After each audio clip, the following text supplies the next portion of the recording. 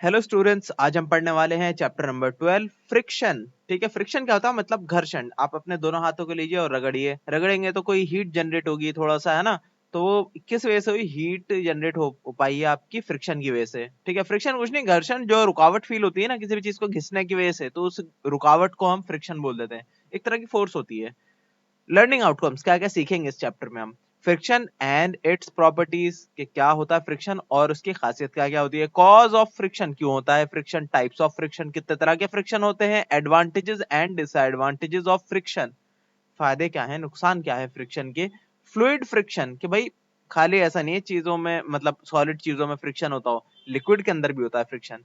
क्या बोल रहे हैं? As we have learned in previous chapter, force plays significant role in our life, के अलग अलग तरह के फोर्स का अलग अलग तरह के फायदे हैं और नुकसान है हमारी लाइफ में। अब वैसे ही फ्रिक्शन भी है। फ्रिक्शन कब होता है? जब हम गाड़ी में ब्रेक लगाते हैं तो फ्रिक्शन की वजह से गाड़ी रुक जाती है। हाथों को रगड़ते हैं तो फ्रिक्शन की वजह से हाथ गर्म हो जाते हैं। और क्या हो सकता है? कहीं पे फिसल गए तो फ्रिक्शन की कमी की वजह से हम कहीं से फिसल जाते हैं। ठीक है, आगे बोल रहे हैं what is friction. When two objects rub together they make a force on each other, that is called friction. समझ गए? दो चीज आपस में रगड़ेंगे तो जो बीच में रुकावट पैदा होती है, उस रुकावट को हम फ्रिक्शन बोल देते हैं। Friction slows down the objects और causes moving object to stop, कि चलती हुई चीजों को रोकने की कोशिश करता है फ्रिक्शन। ये सारी चीजें हैं फ्रिक्शन के बारे में, है ना? आगे पढ़ लेते हैं। When you pick something up, the friction between your fingers and objects stops it from slipping from your grasp, कि आप किसी भी चीज को पकड़ के उठाते हैं तो फ्रिक्शन ही होती है जिसकी वजह से आप उस चीज को पकड़ कर उठा पा रहे हैं। ठीक है, आगे बोल रहे हैं the force of friction always acts in the direction that is opposite to the force applied और मोशन। बोल रहे हैं कि जिस तरफ का मोशन होगा है, जिस तरफ फोर्स अप्लाई करी हुई होगी ना, उसका एग्जैक्ट ऑपोजिट डायरेक्शन में फ्रिक्शन लगा होता है, क्योंकि उस मोशन को, या कहें तो जो आपने फोर्स लगाई, उससे रोकने की कोशिश की जा रही है ना फ्रिक्शन द्वारा। ठीक है, यही आपका, जैसे कि आप बता रहे हैं, if the book is pushed from right, it moves to the left and stops again due to friction। बोल रहे हैं कि आप राइट की तरफ से अगर फोर्स लगाएंगे, अब सोचिए राइट की तरफ से लगाएंगे फोर्स, मतलब कि आप उसे लेफ्ट ले आना चाह रहे हैं ना, तो लेफ्ट की तरफ वो जाएगा। जाएगा पर जो है वो कोशिश करेगा कि रुक जाए। रुक जाए मतलब आप जिस तरफ फोर्स लगा रहे हैं उसके ऑपोजिट डायरेक्शन में फोर्स लगा रहा होगा वो नीचे का टेबल, बुक जिस टेबल पे रखा हुआ है। ठीक है, तो वो जो फोर्स लगा रहा है किस फॉर्म में लगा रहा है? फोर्स ऑफ फ्रिक्शन के फॉर्म में। ठीक है, घर्षण। कॉजेज ऑफ फ्रिक्शन, फ्रिक्शन का कॉज क्या है, रीजन क्या है? Friction is caused by roughness of the material rubbing against each other. बोल रहे हैं कि जो घर्षण इसलिए होता है क्योंकि रफनेस होती है ना, कोई भी चीज आपको कितना भी स्मूथ दिखे, उसमें होती है थोड़ी सी फ्रिक्शन। वो आप कम कर सकते हैं चाहे तो, बिल्कुल खत्म तो कभी नहीं कर पाएंगे। कम ऐसा कर सकते हैं कि उस पर आप ल्यूब्रिकेशन कर दिए, किसी चीज का तेल वेल लगा दिए या फिर पाउडर लगा दिए, जैसे कि उसमें नहीं होता कैरम बोर्ड में फ्रिक्शन होता है उसके बीच में, गोटियों के बीच में और नीचे के जो प्लेटफॉर्म है उसके बीच में। पर काफी कम होता है वो पाउडर जब हम डाल देते हैं तो, क्योंकि बिल्कुल प्लेन होता है। उसी चीज को आप नॉर्मल लकड़ी पे अगर आप डालेंगे ना, उन वो जो स्ट्राइकर वगैरह होता है, तो फिसलेगा ही नहीं इतनी आसानी से। आगे बोले deformation in the material and the molecular attraction between the material, जो भी मटेरियल है उसके बीच में कुछ ना कुछ तो डिफॉर्मेशन होती है माइक्रोस्कोपिक लेवल पे। और क्या होता है आपका? मॉलिक्यूलर अट्रैक्शन भी होता है। भाई हर चीज को पकड़ना चाहता है कोई भी चीज, उसके मॉलिक्यूल्स जो है ना ज्यादा स्टेबल होते हैं किसी चीज को अपने ऊपर चिपका लेने की वजह से। तो ये भी रोल निभाता है थोड़ा सा फ्रिक्शन के अंदर। All solid materials have some degree of surface roughness, कोई भी चीज हो थोड़ी सी घर्षण है, यहाँ तक कि डायमंड तक में रफनेस होती है, तो सोचिए बाकी सारी चीजों का क्या भरोसा। If you look that seem to be smooth surface, कोई चीज आपको देखने में स्मूथ लग रही हो, under a high powered microscope you would see bumps. बोल रहे हैं कि चाहे वो कितनी भी स्मूथ आपको चीज दिख रही हो माइक्रोस्कोप के अंदर, उसके अंदर बम्प्स वगैरह, मतलब के गड्ढे वगैरह दिखेंगे आपको। Hills and valleys that could interface with sliding motion. These irregularities get interlocked when one object tries to move other over another. This is that opposes the motion of body trying to move and give rise to friction. There are different types of ways to increase friction when it is needed or to reduce friction when it is not needed. बोले कि भाई friction का अपना अपना role है, कहीं पे हमारे लिए बहुत जरूरी है, जैसे कि पैरों के अंदर जो है ना फ्रिक्शन का होना जरूरी है हाथों और पैरों में, वरना चीजों को उठा नहीं पाएंगे, हम चल नहीं पाएंगे आसानी से। और चप्पलों के अंदर जरूरी है, जूतों के अंदर जरूरी है, वरना फिसल जाएंगे। कुछ चीजों में फ्रिक्शन नुकसान भी पहुंचाता है। ठीक है, मतलब कि हमें ओवरऑल नुकसान होता है फ्रिक्शन से कई बार। जैसे कि है, उसके भी कई एग्जांपल देखते हैं जरा। यहाँ पे क्या बोल रहे हैं, friction is increased when the surface that rubs together are rough और इररेगुलर रेदर देन स्मूथ। कोई चीज स्मूथ की जगह रफनेस है ना किसी चीज में, उसमें ज्यादा फ्रिक्शन फील होगा आपको। For example, rubbing two piece of rough sand paper increases more friction than creates more friction than the rubbing two pieces of regular paper. लेकिन दो नॉर्मल पेपर को रगड़िए, ज्यादा फील नहीं होगा फ्रिक्शन, आपको ज्यादा फोर्स लगाने की जरूरत नहीं पड़ेगी आपको। जबकि दो रफ सैंड पेपर जो होता है ना, सैंड पेपर आपको पता होगा घिसने काम आते हैं चीजों को, उन्हें आपस में रगड़ेंगे तो बहुत ज्यादा फ्रिक्शन आपको फील होगी। आगे बोल रहे हैं, ये क्या बोल रहे हैं, देखिए चौक, चौक हाथ में लगा लेते हैं, चौक से क्या होता है, इंक्रीज हो जाता है इनका फ्रिक्शन, हाथ फिसलते नहीं है इनके एथलीट्स के। और क्या है आपका, slippery substance to reduce friction. देखिए ये ना कैरम बोर्ड, इसके ऊपर स्ट्राइकर फिसलता है आसानी से, इस पे स्लिपरी सब्सटेंस क्या होता है, पाउडर होता है। The harder you press two objects together the more friction you create. कि जिस चीज को जितना आपस में दबाएंगे उतना ज्यादा फ्रिक्शन उनके बीच में क्रिएट होगा। ठीक है। Weight creates pressure, so sliding heavy objects along a floor is harder than sliding a light object. बोल रहे हैं कि चीजों पे आप ये समझिए, एक कंबल बिछा दिए, कंबल के ऊपर आप रख दिए, क्या रखेंगे, एक बुक रख दिए, उसे खींचिए, आसानी से खींच लेंगे। चार पांच बुक रख दिए, फिर खींचने की कोशिश करिए उस कंबल को, खींचना मुश्किल हो जाएगा। क्यों? क्योंकि जैसे जैसे वेट बढ़ाएंगे स्लिपरीनेस भी कम हो जाएगी उसकी, मतलब कि फ्रिक्शन बढ़ जाएगा। आगे बोल रहे हैं, applying a slippery substance to the surface of an object can decrease friction. की सिंपली लिब्रिकेट कर दिए चीजों को, फिसलन भरा बना दिए उस चीज को।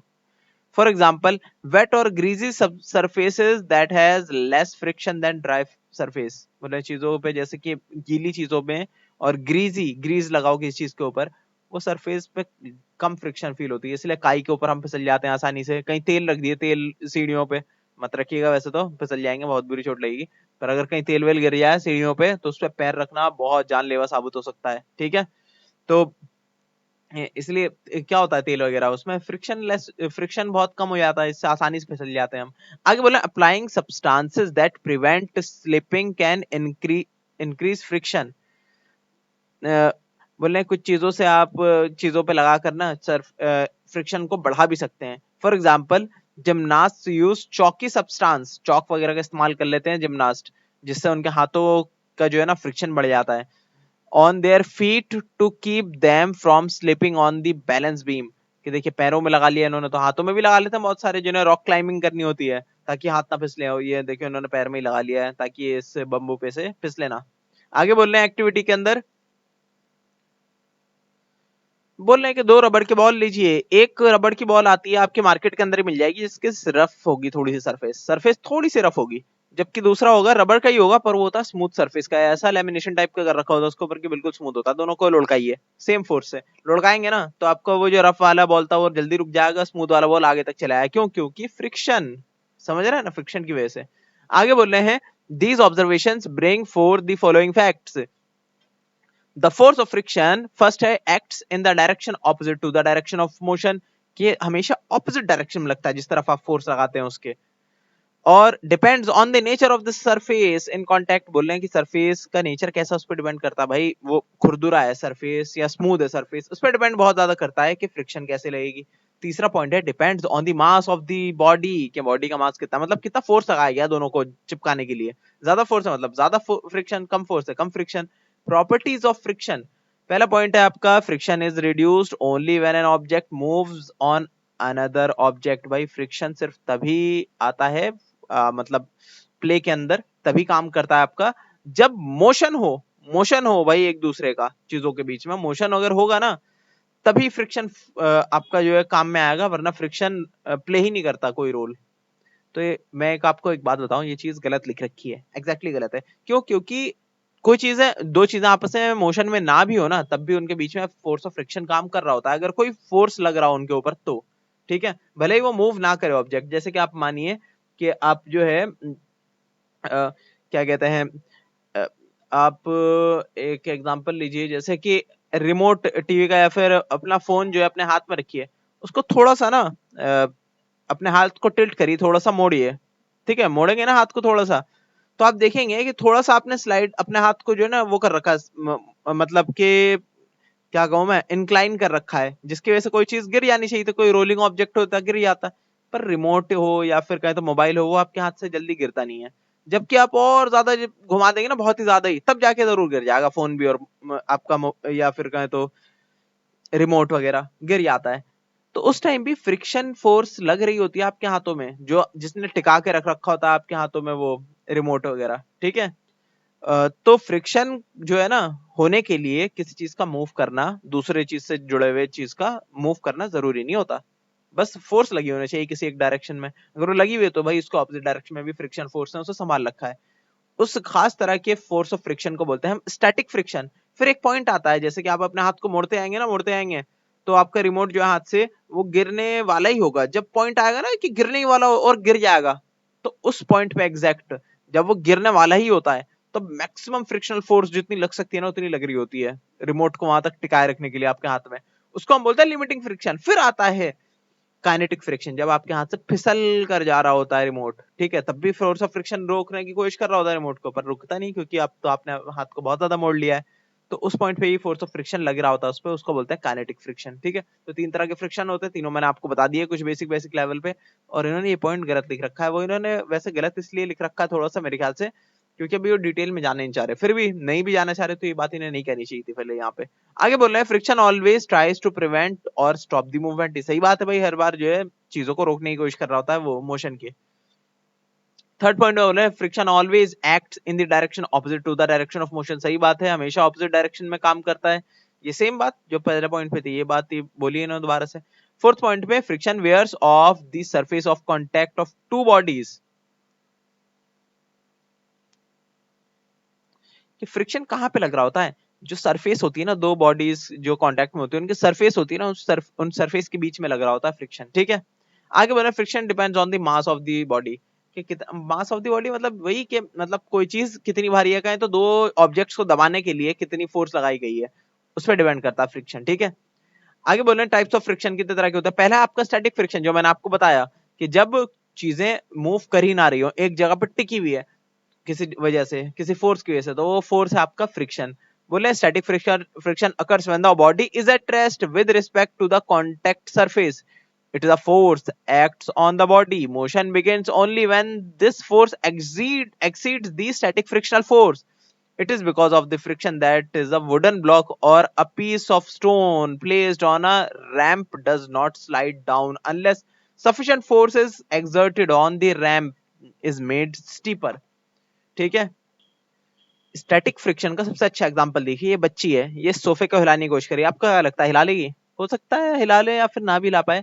तो आमतौर पे देखिए कोई बच्चा नहीं हिला पाएगा इतने बड़े सोफे को, नहीं हिला पाएगा। तो भाई ये जो एनर्जी लगा रहा है, जो फोर्स लगा रहा है इधर, उसके बदले में कहाँ पे फोर्स लग रही है? इसके पायों में लग रही है। पाए क्या कर रहे हैं? इसके ऑपोजिट डायरेक्शन में, जिस डायरेक्शन में ये फोर्स लगा रहे हैं ना, ये बच्चा जो लगा रहा है इस डायरेक्शन में फोर्स, इसके ऑपोजिट डायरेक्शन में यहाँ से फोर्स लग रही है, जिसको हम बोलते हैं स्टैटिक फ्रिक्शन, ठीक है। जब तक ये नहीं हिला पा रहा, मान लिया कि इसने बहुत कोशिश करके इसे हिला दिया, एक बार को हिला दिया ना, तब भी फोर्स लग रही होगी फ्रिक्शन की, पर तब वो फोर्स कहलाएगी काइनेटिक फ्रिक्शन, ठीक है। फर्क समझ में आ गया आपको स्टैटिक फ्रिक्शन और काइनेटिक फ्रिक्शन के बीच में। और उसके बीच में भी एक पॉइंट आता है लिमिटिंग फ्रिक्शन, जब वो बस मूव होने वाला होता है तो मैक्सिमम अपनी फ्रिक्शन फोर्स लगा चुका होता है, अपने मतलब सारे साम दाम दंड भेद कर चुका होता है ये सोफा अपने आप को रोकने की। जब नहीं रोक पाता तो भाई खत्म, लिमिटिंग फ्रिक्शन से पार हो गया, अब काइनेटिक फ्रिक्शन लग रही है। और ये चीज याद रखिए, काइनेटिक फ्रिक्शन जो है ना हमेशा कम होती है लिमिटिंग फ्रिक्शन से। लिमिटिंग फ्रिक्शन एक जगह पर रेस्ट वाली होती है, मैक्सिमम लग जाती है, उसके बाद जब काइनेटिक फ्रिक्शन होती है ना, वो इससे थोड़ी सी कम होती है लिमिटिंग फ्रिक्शन से, ठीक है। ये चीज देखा गया एक्सपेरिमेंटली। आगे क्या बोल रहे हैं कि अच्छा यही फिनोमेना आप तब भी देख सकते हैं कि इस चीज को स्टीप बना दिया है, जैसे मैंने एग्जांपल दिया था, रिमोट अपने हाथ में रखे, हाथ को अपना जो है टिल्ट करते आइए, तब एक पॉइंट पे आके फिसल के गिर जाएगा रिमोट। आगे बोल रहे हैं स्लाइडिंग फ्रिक्शन। स्लाइडिंग फ्रिक्शन वही कि एक बार मोशन में हो कोई चीज, तो उसके बाद जो फोर्स लग रहा होता है उसी को आप स्लाइडिंग फ्रिक्शन कह सकते हैं, काइनेटिक फ्रिक्शन कह सकते हैं, एक ही बात है। Sliding friction is the kind of friction that is caused by two surfaces that slide against each other. This kind of friction is alternately known as kinetic friction. Sliding friction is generally lesser than the static friction because after the object starts sliding, अब देखिए इसमें एक और चीज उन्होंने गलत बोल दी कि भाई आप अच्छा नहीं सही बोला है कि जनरली जो है स्टैटिक फ्रिक्शन से कम होता है काइनेटिक फ्रिक्शन या स्लाइडिंग फ्रिक्शन, ये सही बोला इन्होंने बात। क्यों? क्योंकि वो क्या कहते हैं लिमिटिंग फ्रिक्शन से कम होता है, ठीक है, काइनेटिक फ्रिक्शन। पर नॉर्मली अगर कोई चीज खड़ी है ना, हल्का सा फोर्स आप लगा रहे हैं किसी सोफे के ऊपर, मान लिया उसे हिलाने के लिए, और वो नहीं हिल रहा सोफा, तो वो भी ऐसा नहीं अपना पूरा जोर लगा देगा काइनेटिक फ्रिक्शन का, अपना थोड़ी सी एनर्जी लगाएगा, मतलब थोड़ा सा फोर्स आया काइनेटिक फ्रिक्शन का, काइनेटिक फ्रिक्शन बोल रहा हूँ, स्टैटिक फ्रिक्शन का। अब और जोर लगाएंगे और आप नहीं हिला पाए अभी भी सोफे को, तो और वो तो उसने भी अपना और जोर लगाया होगा आपको रोकने के लिए, काइनेटिक फ्रिक्शन वो स्टैटिक फ्रिक्शन का, और भी ज्यादा जोर लगाए एक पॉइंट पे कि अब वो भाई वो बर्दाश्त नहीं कर पाए, उसे हिलना ही पड़े सोफे को, तो उस पॉइंट पे जो फोर्स लगा रहा होता है वो हिल चुका होता है जब सोफा, तो उस टाइम पे जो फोर्स लगा रहा होता है काइनेटिक फ्रिक्शन की, वो जो फ्रिक्शन की फोर्स लगा रहा होता है उसको हम बोलते हैं काइनेटिक फ्रिक्शन। ठीक है, आगे बोल रहे हैं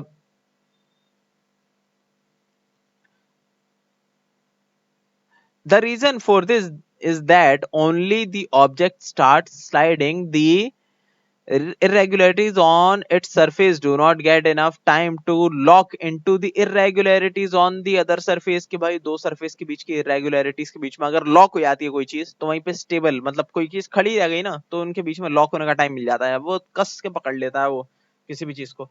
पर एक बार वो मूव होना शुरू हो जाए ना, तो फिर उसे कस के पकड़ने का टाइम ही नहीं मिलता दूसरे ऑब्जेक्ट को। ठीक है, तो इसलिए काइनेटिक फ्रिक्शन थोड़ी सी कम होती है स्टैटिक फ्रिक्शन से, या कहें तो लिमिटिंग फ्रिक्शन से। स्टैटिक फ्रिक्शन तो उससे भी कम हो सकती है बहुत ज्यादा। ठीक है, आगे बोल रहे हैं, do you know the maximum force of friction which comes into play before the body just begin to slide over the surface of another body is called limiting friction. ठीक है, जो मैंने आपको बताया था, जस्ट वो मूव करने ही वाला हो तो अपनी मैक्सिमम जितनी फोर्स थी वो लगा चुका होता है वो उस पॉइंट पे फ्रिक्शन, उसको हम बोल देते हैं लिमिटिंग फ्रिक्शन। और उसके बाद फिर वो मूव कर जाता है ऑब्जेक्ट, फिर तब भी लगाता ही रहता है वो, जब तक खिंचाना है ना वो लगाता ही रहेगा फोर्स आपकी, तो वो कहलाएगी काइनेटिक फ्रिक्शन। आगे बोल रहे हैं रोलिंग फ्रिक्शन। रोलिंग फ्रिक्शन तो आपको पता है बहुत ही आसान है, कुछ नहीं है भाई, नीचे पहिया वगैरह लगा दो, किसी चीज को धकेलो लो, तब भी थोड़ी देर बाद जाकर, होता तो बहुत कम है रोलिंग फ्रिक्शन, फिर भी एक पॉइंट पे आके उसमें भी लग तो रहा ही होता है फ्रिक्शन टायर के और जमीन के बीच में, और उस बीच में भी लग रहा होता है, जाहिर सी बात है शाफ्ट को घुमाने के लिए भी। तो एक पॉइंट पे आके वो भी रुक जाता है। आप धक्का देंगे ना किसी रोल, मतलब मान लिया बाइक को धक्का दिया, बाइक को बंद कर दिया, तो बाइक अपने आप ही रुक जाती है सड़क पे चलते हुए। क्यों रुक जाती है? वो रोलिंग फ्रिक्शन लग रहा होता है वहां पे भी। ठीक है, यहाँ पे भी देखिए ये आपके बेरिंग्स या बॉल बेरिंग्स, ये क्या काम करते हैं, नॉर्मल स्टैटिक फ्रिक्शन को, या कहे तो काइनेटिक फ्रिक्शन को, जो नॉर्मल था ना स्लाइडिंग फ्रिक्शन, उसको रोलिंग फ्रिक्शन में चेंज कर देते हैं बॉल बेरिंग्स। तो इससे क्या होता है, हमारा बहुत ज्यादा कम हो जाता है फ्रिक्शन। तो क्या बोल रहे हैं यहाँ पे, rolling friction arise when a body, जो कि है आमतौर पे व्हील हो सकता है, फिर बॉल्स वगैरह हो सकती हैं, slide over the surface of another body not is at rest. It is easier to move a heavy load from one place to another by rolling over the surface instead of sliding over the same, because rolling friction is always less than the sliding friction। sliding friction से rolling friction हमेशा कम होता है, मतलब हमेशा। ठीक है, whenever a wheel moves upon a level surface, the wheel causes a little depression. Due to this, a small hump is created just before the wheel. While climbing up the hump, the wheel experiences rolling friction.